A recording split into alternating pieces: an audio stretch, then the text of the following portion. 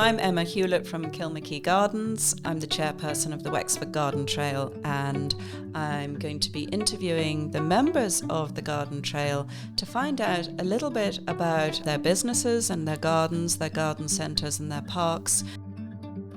Very excited to have Elizabeth Doyle in the studio today of Orchard Park Garden near Tagoat Village. Would you like to tell us a little bit about what inspired you to start your garden?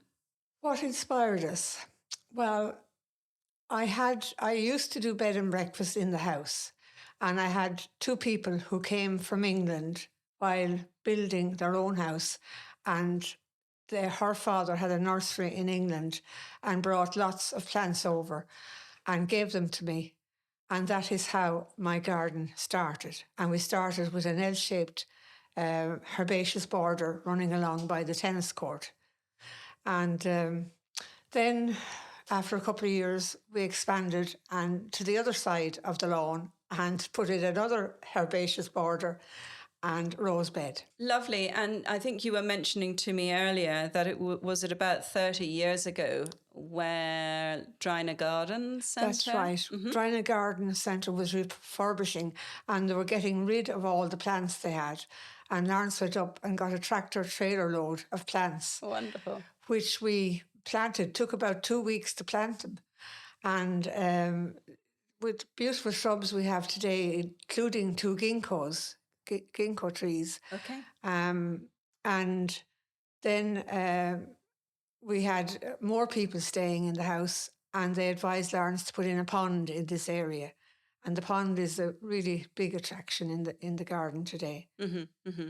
So it sounds as if it really it evolved, and the two of you have been part of the garden evolving over that time. Yes, that's true. Lovely. It's a lot of hard work and a lot of moving because some things wouldn't have been in the right place. Yes. So we... after some of the bad storms, some of the trees in the woodland area came down, and we replanted then with more ornamental type trees and shrubs.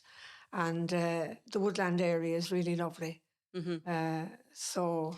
And I know that you're very interested in native trees and native Irish flowers. That's right. Mm-hmm. Yes, we had visitors to the garden who photographed it about 3 weeks ago for an English magazine. Mm-hmm. So we haven't heard back from them since, but hopefully we It'll will. be lovely to share part of Orchard Park with thousands of people reading the magazine. Yeah. And I know that Lawrence is very involved with creating new features. That's right. He has...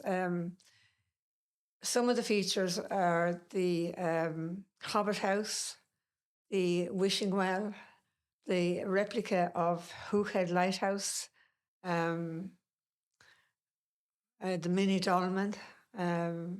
There are other things as well. He has made a replica of the steering wheel of the Titanic. My goodness. All different things that he loves to do. He keeps on making things. So you're both very creative in different ways, and it sounds as if you both work very well together. Oh, we do. Yeah, absolutely. Yeah. I tell him what to do and he does it. Oh, brilliant, brilliant. So when visitors come to visit the garden,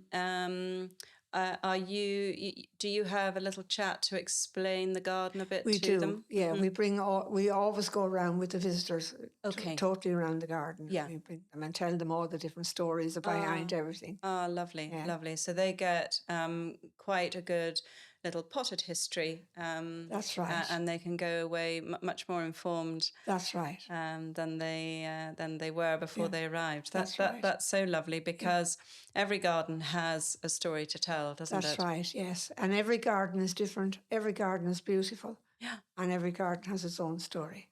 And do you have a favourite part of the garden? I have several favourite parts. I love the area to the back where you can see out the Fort Mountain. I love the pond. I love the woodland area.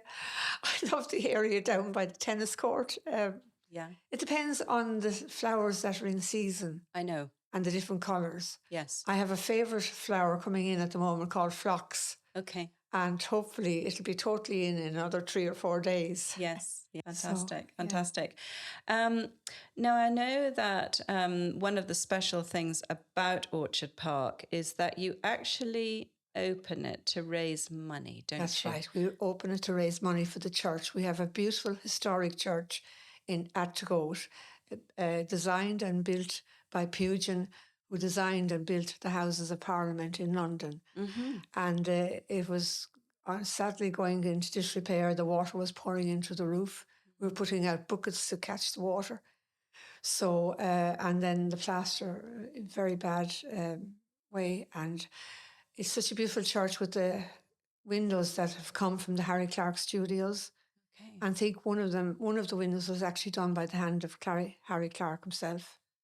And so I think without doing the garden for a purpose, a good purpose, Yes. there is no point in doing all that work. So Father Murphy is very pleased to get the money from us. Yes. And it's going to a good cause. And it's going to a good cause. Yeah, that's really lovely, isn't it? Well, it has been really lovely to hear your story. Well, it really has. It's been lovely to be invited in. Yeah, and it really helps to understand before you come to visit Orchard Park near Tagoat Village what you're going to expect. So, Elizabeth, thank you very much indeed. Thank you so much for asking me in and giving me the opportunity to be here and for having me in the Wexford Garden Trail. Lovely, lovely. Thank you. Great pleasure. Thank you.